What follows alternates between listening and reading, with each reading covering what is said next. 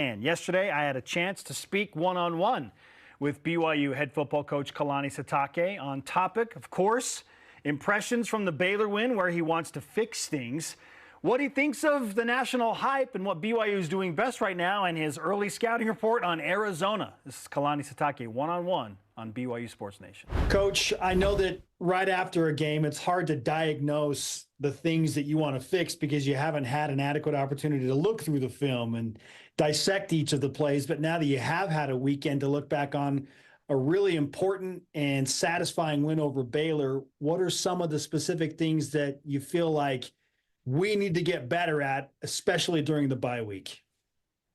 Well, I think just being consistent and minimizing the mistakes. And when I say mistakes, I think everybody goes to like turnovers first, but it's just also like the missed assignments.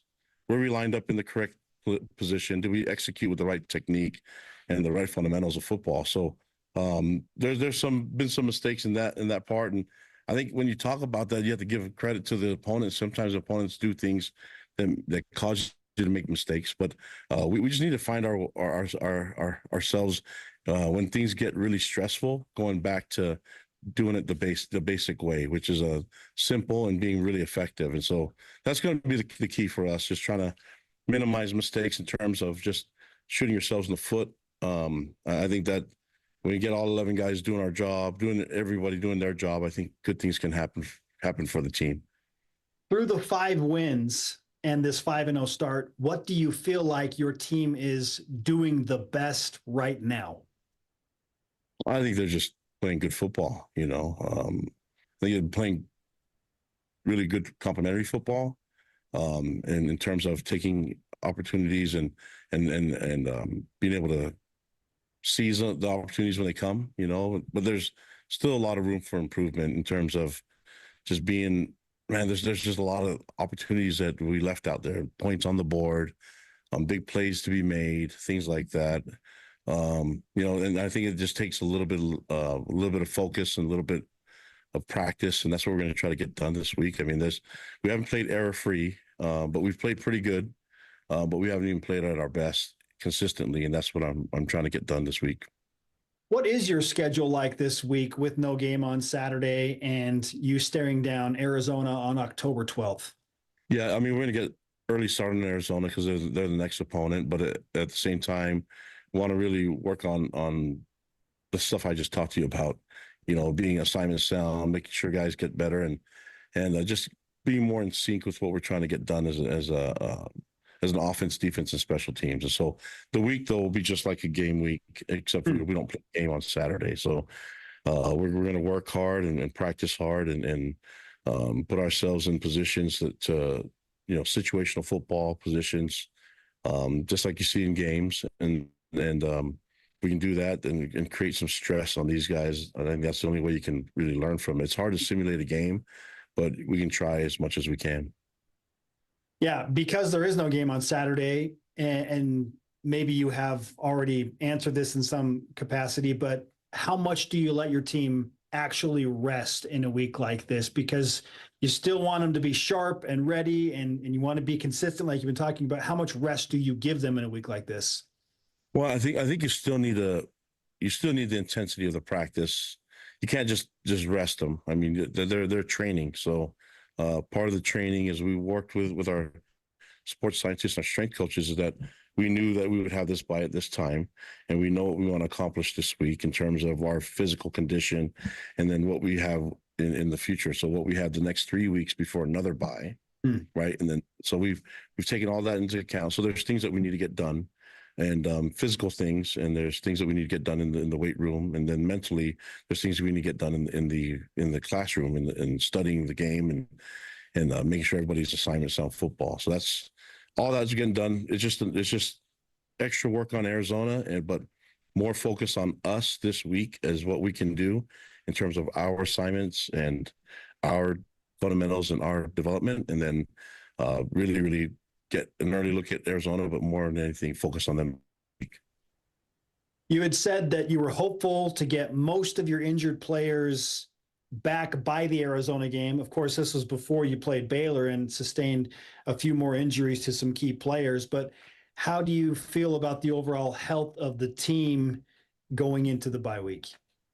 Yeah, I mean, it's unfortunate the injuries that we've had, but the response to the injuries, at running back and at O-line specifically, I like the way the teams have responded from that.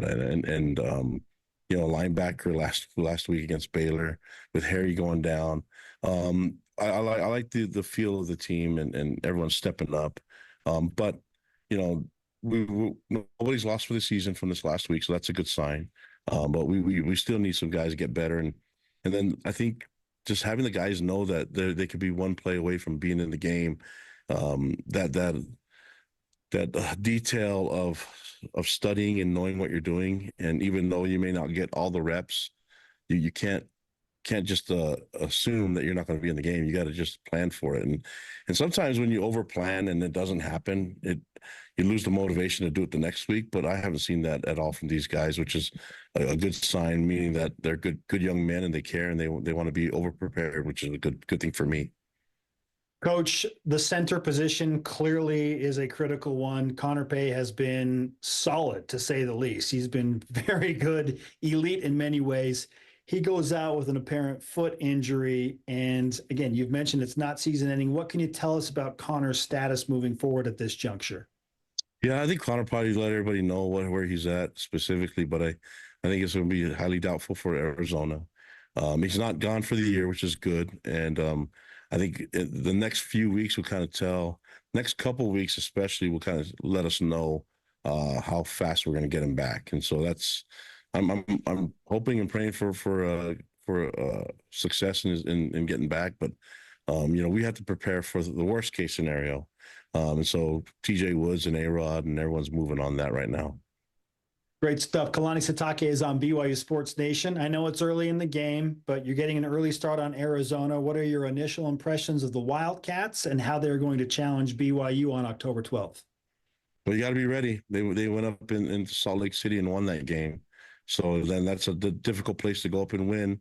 So I think they did something that an unranked team hasn't been able to do in some years, So, but I think we're going to have a good environment here. You just can't count on the environment and the atmosphere and the home crowd to be your overriding, your best competitive advantage. We have to match, because we know our fans will be ready for that game.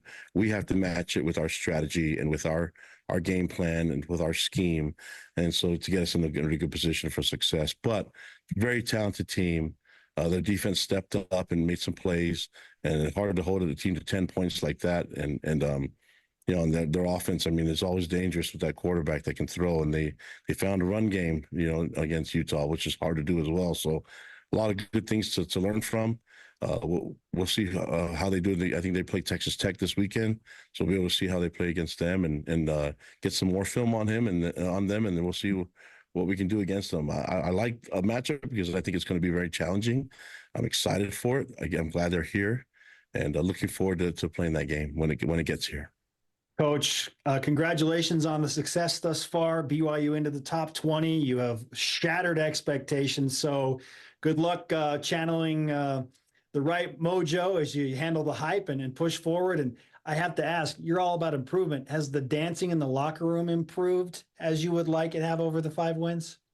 For me personally, no. I'm not. I mean, I'm getting older. So my personal dances aren't great, but the energy and the excitement from the players have been there. So, yeah, I love coaching these kids because they buy into everything we ask them to do, and it's easy to celebrate when you did something really difficult, and first team to do it in BYU history, which is go on the road and get a Big 12 win.